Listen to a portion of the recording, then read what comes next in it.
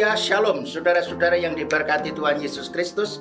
Kita berjumpa lagi. Saya percaya hari-hari ini saudara tetap ada di dalam kasih anugerah Tuhan yang sangat-sangat besar. Dan setelah kita mengikuti pujian dan penyembahan, kita sebentar akan mendengar firman Tuhan. Dan saya percaya saudara benar-benar lapar haus dan tetap akan menikmati realita hadiratnya, karena memang Tuhan Yesus itu maha hadir. Sehingga ketika saudara ada di rumah, saudara di kos-kosan atau di mungkin dalam perjalanan, saudara mengikuti ibadah ini, saudara akan mendapatkan lawatan Tuhan dan saudara pasti akan diberkati. Mari kita akan bersama-sama untuk berdoa, mempersiapkan hati kita untuk menerima firman Tuhan, supaya firman ini benar-benar hidup dan berkuasa atas kehidupan kita. Haleluya. Kurina sakatakana yaralama shinatakan, Kurina shana yaralama takana yaralama shirapatakana yaralama takan, Kurina takana sikapatakana yaralama si, Kurina sikapatakana yaralama si, Kurini nina takarapatakana yaralama shinata, Urapatakana shiramatakana yaralama si. Terpuji-pujilah namamu Bapa dari kekal sampai kekal. Terpuji namamu Tuhan Yesus, terpuji namamu Roh Kudus. Sungguh hati kami limpah dengan syukur oleh karena kasih setiamu, kemurahan kebaikanmu yang senantiasa Tuhan nyatakan di dalam kehidupan kami. Kalau saat ini kami ada sebagaimana ada, itu juga karena kasih karuniamu Bapa. Karena itu sungguh hati kami sangat bersyukur. Setelah kami memuji, memuliakan, mengagungkan nama Tuhan, kini kami waktunya membuka hati telinga kami untuk menerima setiap kebenaran firman-Mu, supaya firman itu menjadi hidup dan berkuasa. Kami percaya ketika firman disampaikan, ada sesuatu yang sedang Roh Kudus kerjakan, sehingga dengan demikian kami akan mengalami satu perubahan. Kami terus lapar dan haus akan kebenaran firman Tuhan, lapar haus akan kebenaran-Mu, lapar haus akan realita hadirat Tuhan. Terpujilah namamu Bapa, urapi hamba-Mu, taruhkan perkataan hikmat, perkataan makrifat, perkataan-perkataan profetik, sehingga setiap firman yang disampaikan semua berasal daripada Bapa di dalam nama Yesus. Terpujilah namamu Bapa. Bersabdalah lewat hamba-Mu, kami siap menerimanya di dalam nama Tuhan Yesus Kristus. Haleluya. Sama-sama katakan amin. Haleluya.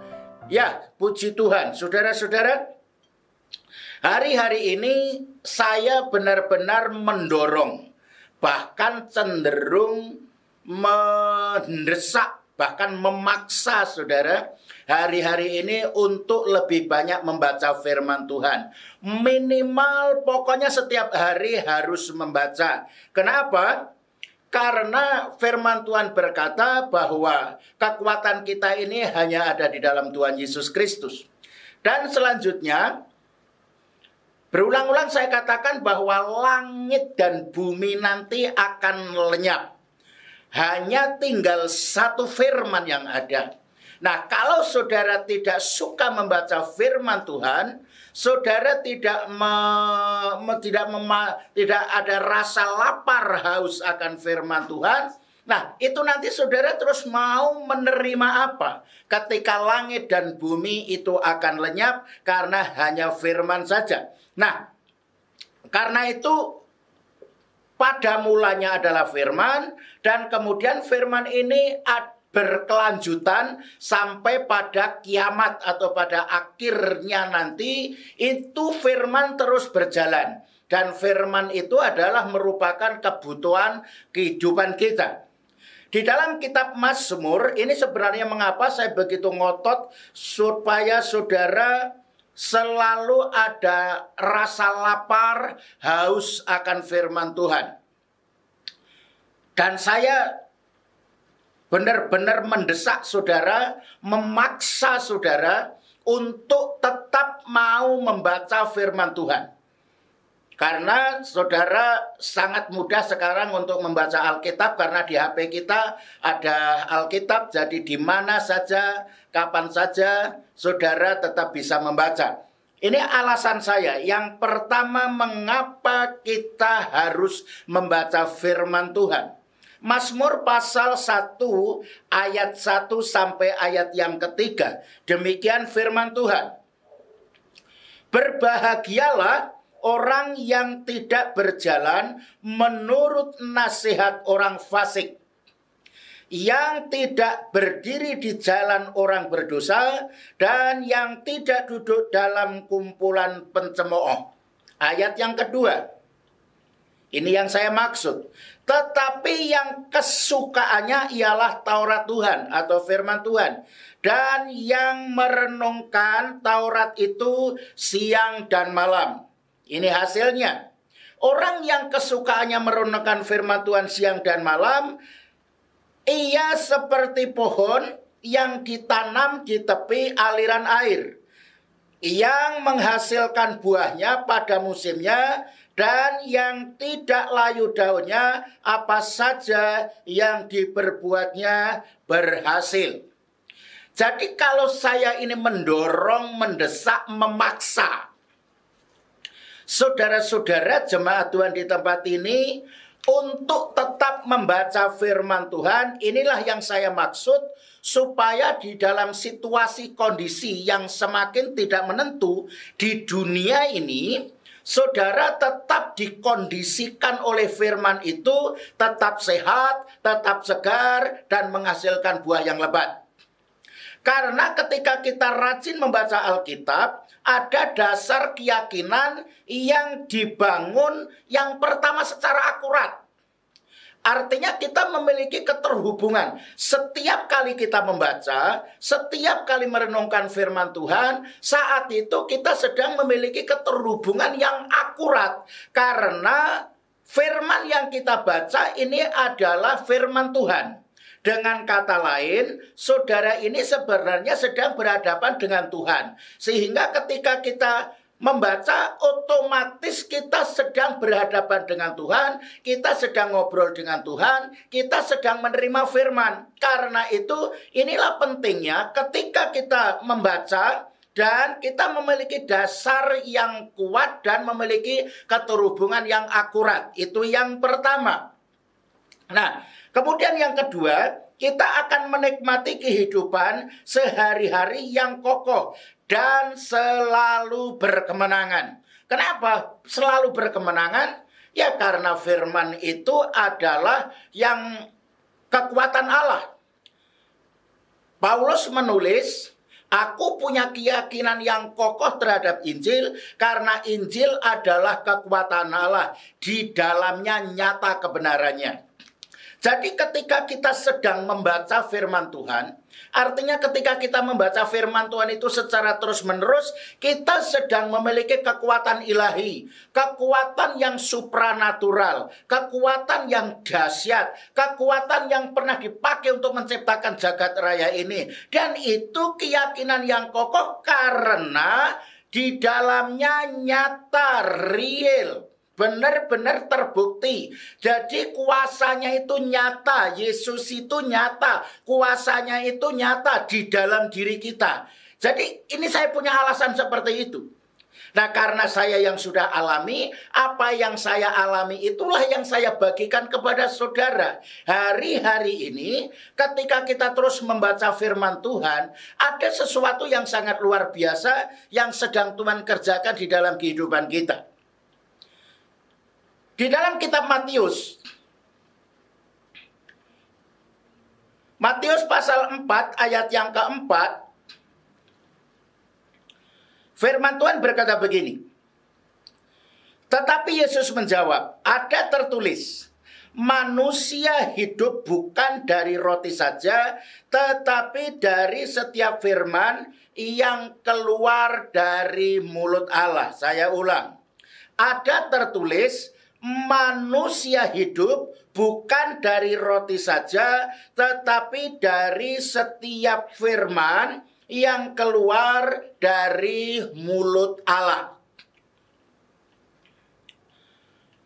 Maksudnya seperti ini. Kata roti itu maksudnya kalau di Indonesia ya kayak nasi lah. Kalau saya terjemahkan dengan bahasa saya sehari-hari, ada tertulis manusia hidup bukan dari nasi saja. Artinya nasi itu juga penting. Karena itu adalah kebutuhan secara fisik. Untuk tenaga secara fisik. Tetapi kalau kita hanya makan nasi saja, belum makan firman Tuhan, berarti kita nggak akan bisa hidup. Karena di dalam diri kita ini terdiri dari roh, jiwa, dan tubuh. Nah, masing-masing mempunyai kebutuhan. Nah, salah satu kebutuhan roh adalah membaca firman Tuhan. Karena di sini dikatakan tetapi dari setiap firman. Artinya semua firman baik dari kitab Kejadian sampai kitab Wahyu itu adalah merupakan makanan roh kita sehari-hari. Karena itu di dalam kitab Matius pasal 5 dikatakan begini. Berbahagialah orang yang lapar dan haus akan firman Tuhan. Kata lapar, saya ulang, itu ditulis menggunakan kata pinahu. Artinya orang itu menyadari bahwa membaca firman Tuhan, lapar haus firman Tuhan, ini adalah merupakan kebutuhan sehari-hari sama dengan kebutuhan makan nasi. Artinya kalau kita tidak makan nasi, orang itu bisa jadi lemah, orang itu bisa jadi masuk angin, orang itu bisa sakit. Nah, orang yang tidak makan firman Tuhan, tidak punya kerinduan untuk makan firman Tuhan, lah roh kita pun juga akan mengalami yang sama. Nah, sedangkan kalau roh kita ini dipuaskan, adanya lapar haus akan firman Tuhan, karena di situ dikatakan maka ia akan dipuaskan. Dipuaskan oleh apa? Dipuaskan oleh firman Tuhan. Sedang firman itu dipakai untuk menciptakan semua jagat raya ini. Nah, ketika firman ini itu benar-benar ada di dalam diri kita, firman itulah yang akan menjamin segala kebutuhan kita, menjamin kehidupan kita, menjamin keselamatan kita. Jemaat di Sardis itu sangat mengerikan sekali, saudara-saudara. Di dalam kitab Wahyu pasal yang ketiga, ayat 1 sampai 3. Inilah banyak yang sedang dialami oleh umat manusia. Orang yang tidak suka membaca Alkitab, itu sadar atau tidak sadar, itu sebenarnya sedang diambang kematian. Sedang ada di ambang kematian. Karena apa? Mereka merasa hidup, tetapi sebenarnya mati di hadapan Tuhan. Kita akan baca bersama-sama. Di dalam kitab Wahyu pasal 3 ayat 1 sampai 3. Dan tuliskanlah kepada malaikat jemaat di Sardis. Inilah firman Dia yang memiliki ketujuh roh Allah dan ketujuh bintang itu. Aku tahu segala pekerjaanmu. Engkau dikatakan hidup, padahal engkau mati. Bangunlah dan kuatkanlah apa yang masih tinggal, yang sudah hampir mati. Sebab tidak satu pun dari pekerjaanmu aku dapati sempurna di hadapan Allahku. Karena itu, ingatlah bagaimana engkau telah menerima dan mendengarnya. Turutilah itu dan bertobatlah. Karena jikalau engkau tidak berjaga-jaga, aku akan datang seperti pencuri, dan engkau tidak tahu pada waktu manakah aku tiba-tiba datang kepadamu. Dikatakan kepada jemaat yang ada di Sardis, aku tahu pekerjaanmu. Engkau dikatakan hidup, padahal engkau mati. Lah inilah yang sedang terjadi di dalam dunia kekristenan pada umumnya, tanda kutip, yang tidak suka membaca Alkitab. Kelihatannya hidup, fisiknya hidup, jiwanya hidup, tetap ke gereja, bisa melayani, bisa beraktivitas. Tetapi Tetapi itu hanya fisik dan jiwanya, tetapi rohnya itu mati. Nah, yang namanya mati itu sudah nggak terasa apa-apa. Mau dijiwet juga nggak terasa, mau digebuk juga nggak terasa, bahkan ditusuk pisau pun juga nggak terasa. Namanya pun mati. Jadi sudah ada terasa apa-apa. Lah, orang yang mati di dalam roh juga seperti itu. Nah, sekarang ada banyak orang-orang yang nggak membaca Alkitab, enjoy aja, enak-enak aja. Nggak berdoa secara akurat, juga enak-enak saja. Nggak pergi ke gereja, mereka juga merasa enak-enak aja. Nah, kalau sudah sampai terjadi seperti itu, hati-hati. Itu sudah ada tanda-tanda bahwa rohmu sudah mulai mati di situ. Kalau sampai saudara nggak membaca Alkitab, tidak merasa lapar, tidak ada rasa kerinduan, nggak ada rasa haus akan firman dan roh, ini hati-hati saudara-saudara. Sekalipun saudara rajin beribadah, saudara bisa bayangkan, saudara makan itu satu hari makan nasi itu bisa 3 kali. Sementara kalau saudara hanya mendengar firman Tuhan, 1 minggu hanya 1 kali di gereja, itu pun kalau datang lah, kalau tidak datang. Terus saudara nggak membaca, mau dikatakan rohmu hidup, nggak akan bisa itu. Karena itulah Yesus berkata bahwa orang hidup bukan karena hanya roti saja, tetapi oleh firman. Minimal itu imbang, saudara-saudara. Minimal itu imbang. Jadi ini penting sekali. Ini saya sampaikan mengapa saya ngotot sekali hari-hari ini. Saudara harus tak paksa membaca Alkitab. Tujuannya hanya satu, supaya rohmu hidup. Jangan seperti jemaat yang ada di Sardis. Lewat perjamuan suci ini, saya akan berdoa untuk saudara.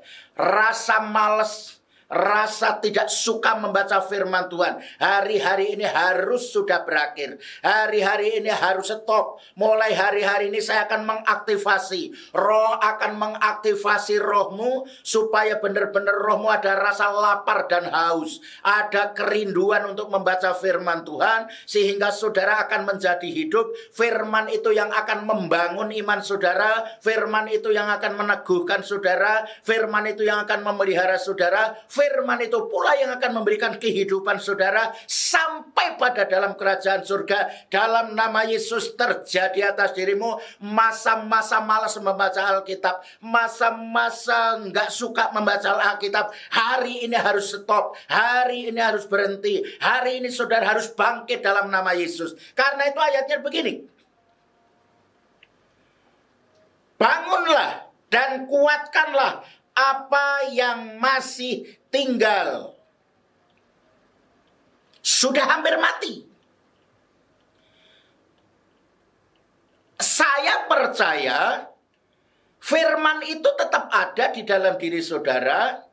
Cuman itu yang saya khawatirkan itu kalau hanya tinggal sedikit. Hampir mati. Kita ingat ceritanya perumpamaan 10 gadis. Yang 5 bijak, yang 5 ini bodoh. Bodohnya alasannya sangat-sangat sederhana sekali. Ini sama-sama menanti kedatangan Tuhan Yesus yang kedua kali. Mempelai laki-laki maksudnya. Sama-sama punya minyak. Sama-sama bangun dari, sama-sama tidur, sama-sama bangun tidurnya.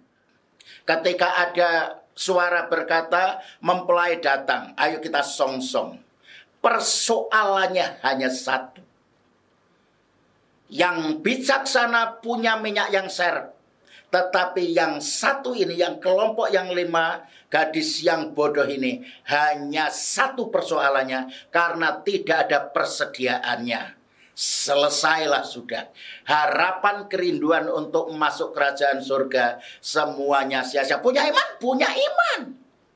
Tetapi persoalannya adalah lampunya itu, saudaraku, pelitanya itu sudah hampir mati. Pas Yesus datang, mati pula itu, saudara. Ini jangan dianggap sesuatu yang biasa. Ini jangan dianggap sesuatu yang enteng, saudara. Karena itu di sini dikatakan. Kuatkanlah apa yang masih tinggal, yang sudah hampir mati. Berarti kan masih ada. Tetapi hampir mati. Nah ini kalau saudara terus tidak ada rasa lapar, ini bisa mati benar. Sedangkan kalau mati secara tubuh, mati pertama itu masih ada kebangkitan. Tapi kalau sudah mati kedua dalam roh, neraka itu, kata Alkitab. Kita lanjut. Sebab tidak satu pun dari pekerjaanmu aku dapati sempurna di hadapan Allah. Karena itu ingatlah bagaimana engkau telah menerima dan mendengarnya. Turutilah itu dan bertobatlah. Turuti. Saya akan sampaikan firman itu, saya minta saudara turuti. Ya kalau saudara mendengar nggak menuruti terus untuk apa? Karena saudara mendengarkan tujuannya untuk melakukan. Barang siapa yang mengasihi aku, dia akan menuruti segala perintahku. Bukan orang yang berseru-seru Tuhan, Tuhan masuk surga. Hanya mereka yang melakukan segala perintah atau menuruti perintahnya Tuhan. Jadi bukan hanya sekedar untuk didengarkan. Alkitab berkata, turuti itu. Dan kemudian bertobatlah. Artinya kita harus bertobat dari malas membaca Alkitab. Itu artinya kita harus mengalami suatu perubahan secara total. Mulai hari ini. Pokoknya setiap hari. Minimal banget satu ayat lah. Minimal banget. Lah kalau baca satu ayat saja kan nggak sampai semenit. Masa saudara nggak mau? Hari ini saudara harus memaksakan dirimu. Karena dikatakan begini saudara. Karena jikalau engkau tidak berjaga-jaga, aku akan datang seperti pencuri. Dan engkau tidak tahu pada waktu manakah aku tiba-tiba datang kepadamu. Padahal Tuhan Yesus kalau sudah datang, baik secara pribadi atau secara umum, itu hanya satu, untuk mencabut nyawa. Lah sekarang ini orang mati kan mendadak cepat banget saudara. Orang habis olahraga tahu-tahu mati. Orang mandi tiba-tiba mati. Orang makan tiba-tiba mati. Kelihatannya sehat. Dan itu bukan corona, saudara. Bukan. Bahkan sekarang ini begitulah. Itulah yang dimaksud oleh Tuhan Yesus. Aku datang seperti pencuri. Nah ketika Yesus datang seperti pencuri, artinya mendadak, tidak memberitahu jauh-jauh sebelumnya. Kemudian saudara mengatakan siap, tetapi rohmu mati. Lah ini yang paling berbahaya. Kelihatannya hidup tapi hanya fisiknya. Tetapi rohnya mati. Kenapa mati? Karena nggak makan. Kenapa nggak makan? Karena alasannya cuma malas saja nggak membaca Alkitab. Makanya saya katakan ini harus berhenti rasa malas untuk membaca Alkitab itu. Ya, itu yang harus saudara pahami. Jadi dengan adanya firman yang saya sampaikan, ini tujuannya hanya untuk, bukan hanya, tujuannya untuk saudara sendiri.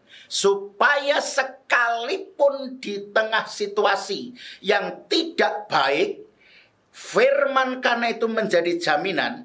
Tadi dikatakan seperti pohon yang ditanam di tepi aliran air. Firman itu digambarkan seperti air. Firman itu digambarkan seperti angin. Sehingga firman itulah yang akan menyejukkan, firman itu yang akan terus memberi kehidupan kita untuk selama-lamanya. Kita akan lanjut dampak daripada orang yang rajin membaca Alkitab. Jadi di samping memiliki dasar keyakinan, dibangun secara akurat,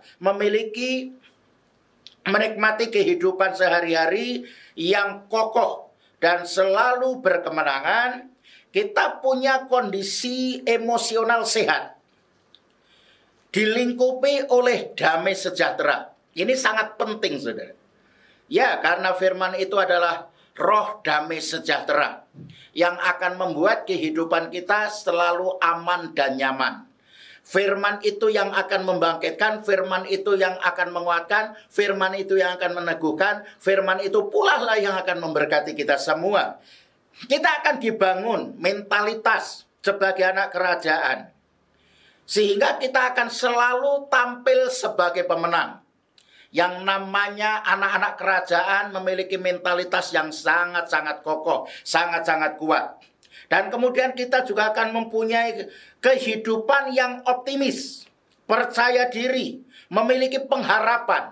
Orang yang berharap kepada Tuhan, lagi-lagi seperti pohon yang ditanam di tepi aliran air, yang akarnya merambat kepada batang air itu, sehingga tidak mengalami panasnya teriknya matahari. Selalu dikondisikan, selalu sehat, tetap segar, dan berbuah lebat. Tetapi sekali lagi, di tengah-tengah pandemik sekalipun, di tengah masa-masa kekelaman apapun, firman tetap akan mengkondisikan hatimu, suasana hati, suasana pikiran tetap diliputi dengan damai sejahtera, sukacita di dalam Roh Kudus.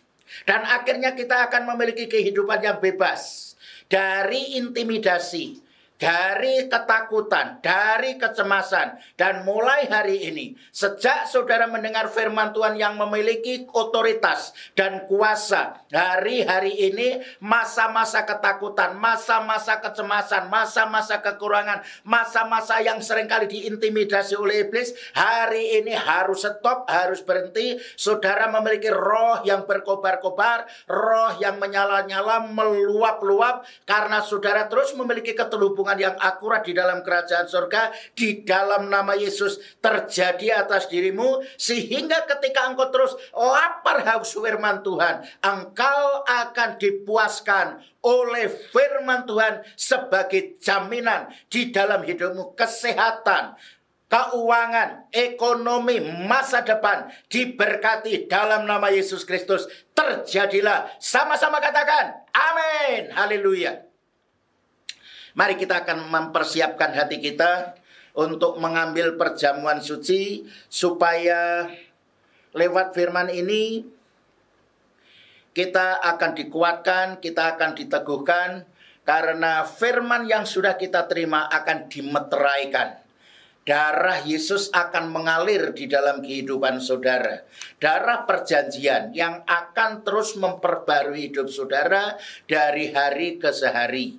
Dikatakan Yesus itu, aku adalah roti, dikatakan di dalam Yohanes pasal 6 di sana.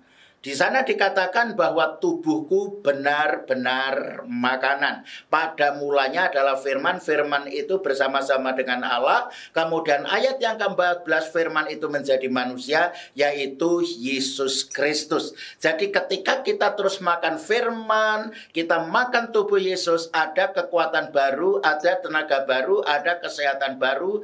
Bahkan hidup kita terus dibaharui dari hari ke sehari, sampai kita benar-benar sama seperti Yesus, hidup wajib seperti Yesus hidup, yaitu menuruti perintah Tuhan, menyenangkan hati Tuhan. Tetapi Yesus juga nggak sakit, Yesus juga nggak lemah, Yesus nggak pernah kekurangan. Yesus selalu ada di dalam lindungan Bapa. Itulah yang saya maksud, saudara-saudaraku. Karena itu mari kita akan siapkan hati kita. Siapkan dirimu untuk ambil bagian di dalam perjamuan yang suci ini.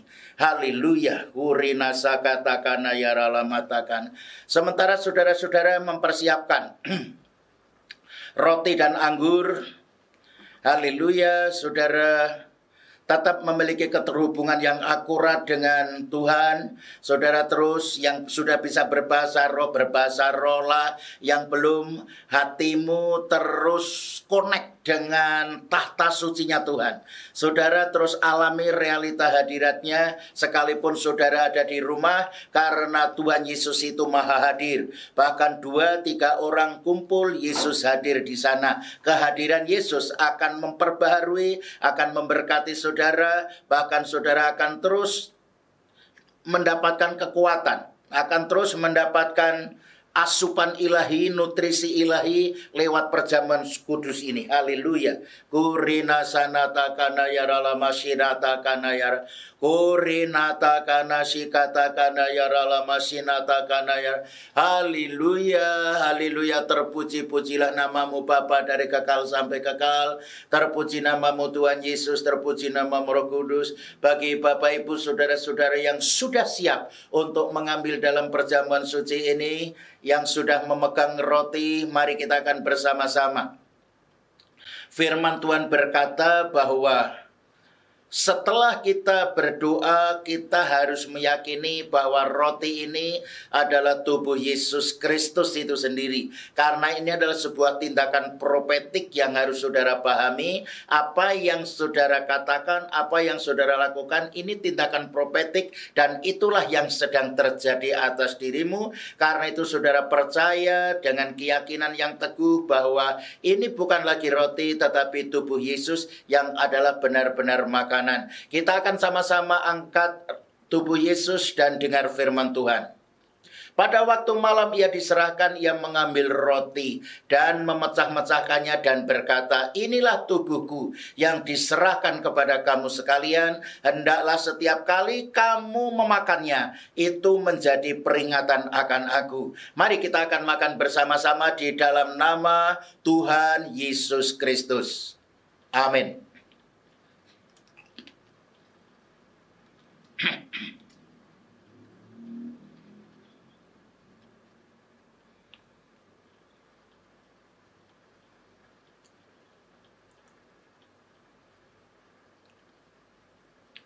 Sebaiknya saudara terus konsentrasi, terus memiliki keterhubungan yang akurat dengan kerajaan surga.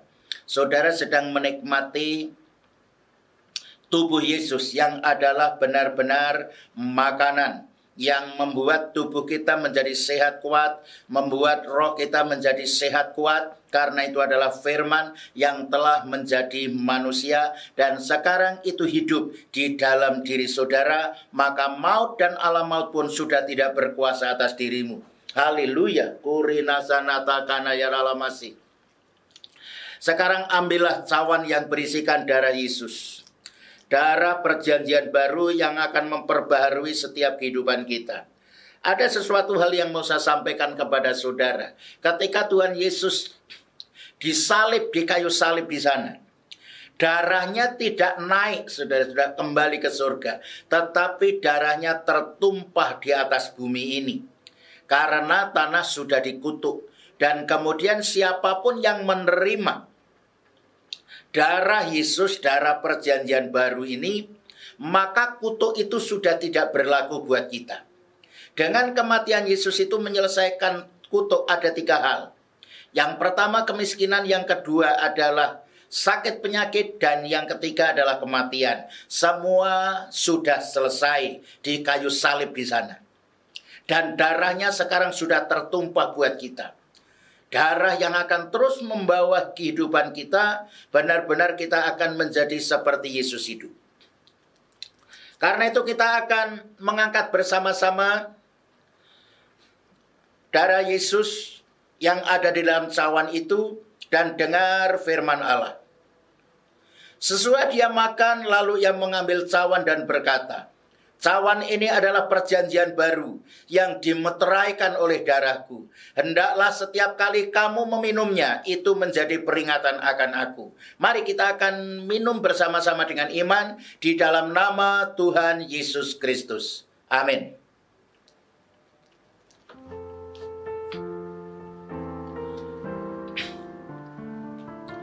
Haleluya. Kurina satakana yaralama sanatakana. Kurinatakana sirapatakana yarapatakana yaral. Biar sekarang darah Yesus menyebar ke seluruh tubuhmu. Darah Yesus akan terus menetralisir akan mentahirkan, akan menguduskan, melayakan saudara untuk masuk di dalam ruang kudusnya, untuk menikmati realita kerajaannya, menikmati realita hadiratnya. Oh rasana takana yaralamasana, lewat perjamuan ini rohmu sedang dipersatukan dengan Dia, yaitu Yesus Kristus. Kurina sana takana yaralama. Oh engkau yang sakit saat ini percaya sudah disembuhkan, yang lemah dikuatkan, yang kekurangan diberkati, yang berdosa ditahirkan, yang terbelenggu tertawan dilepaskan, dibebaskan. Di dalam nama Tuhan Yesus Kristus terjadi sekali lagi masa-masa sakit, masa-masa susah, masa-masa pandemik, masa-masa ketakutan, kecemasan, masa-masa kekurangan, semuanya sudah berakhir, semuanya sudah selesai, semua sudah berhenti, stop, semuanya sudah tidak bisa bergerak lagi. Karena kuasa darah Yesus yang sudah mengalir di dalam kehidupan saudara. Sekarang sambutlah di dalam nama Yesus. Sambut kemenangan yang gilang gemilang, sambut kesehatan yang permanen, sambut anugerahnya, sambut kasih karunia-Nya, sambut kelimpahan, sambut kemurahan hati Bapa. Di dalam nama Yesus terjadi atas dirimu. Di dalam nama Yesus termeteraikan semua, biar semua dipakai untuk kemuliaan hormat bagi Bapa. Di dalam nama Tuhan Yesus Kristus. Haleluya. Hurina sanatakana. Iya naralamasana. Sekarang rasakan lawatan Tuhan, rasakan realita hadirat Tuhan. Ini benar-benar nyata. Sekali lagi ini benar-benar nyata. Sama-sama katakan benar-benar nyata. Realita Yesus nyata di dalam kehidupan kita. Di dalam nama Yesus sama-sama katakan realitanya nyata di dalam hidupku. Kesehatannya nyata di dalam hidupku. Kemenangannya nyata di dalam hidupku. Karena Yesus itu benar-benar nyata di dalam hidupmu. Dalam nama Yesus terpujilah namamu Bapa. Terpuji namamu Yesus, terpuji namamu Roh Kudus. Kami sungguh mengucap syukur Tuhan atas lawatanmu, atas rumah kami di tempat ini. Kami mengucap syukur Tuhan Engkau telah hadir di rumah kami pada saat ini. Dan kami merasakan sukacita, dan kami akan terus bangun kerajaan surga di dalam rumah kami ini. Secara permanen ada kuasa, ada kebenaran, ada damai, ada sejahtera, ada sukacita dalam Roh Kudus. Dan ini benar-benar akan membawa hidup kami semakin akurat, semakin memiliki sukacita yang sempurna. Terpujilah namamu Bapa, terpuji namamu Yesus, terpuji namamu Roh Kudus. Dan Bapa, sebentar kami akan mengakhiri ibadah raya pada saat ini. Kami akan menerima berkat Tuhan. Mari Bapak Ibu Saudara-saudara, kita akan sama-sama menghadap dan arahkan hatimu, matamu, tanganmu ke tempat yang maha tinggi, sampai benar-benar saudara akan alami anugerahnya, berkatnya yang sangat besar mulai hari ini. Kurina sakatakana yaralam, kurina sanatakana yaralama sanatakana. Saat ini sebelum kami mengakhiri ibadah ini, kami mohon tangan kasih kuasamu Engkau tumpangkan di atas kepala kami. Yang sakit sudah disembuhkan, yang lemah sudah dikuatkan, orang yang kekurangan sudah diberkati, semua kebutuhan keperluan sudah dicukupkan dalam nama Tuhan Yesus Kristus. Kasih anugerah dari Allah Bapa melalui anak yang tunggal Yesus Kristus, damai sejahtera dalam persekutuan Roh Kudus turun atas rumah kami, turun atas kehidupan kami, turun atas gerejamu di tempat ini, turun atas kami semua mulai sekarang sampai selama-lamanya dalam nama Yesus Kristus. Haleluya. Sama-sama katakan amin. Haleluya. Shalom. Saya percaya saudara pasti diberkati. Amin, haleluya. Sampai hari Minggu yang akan datang.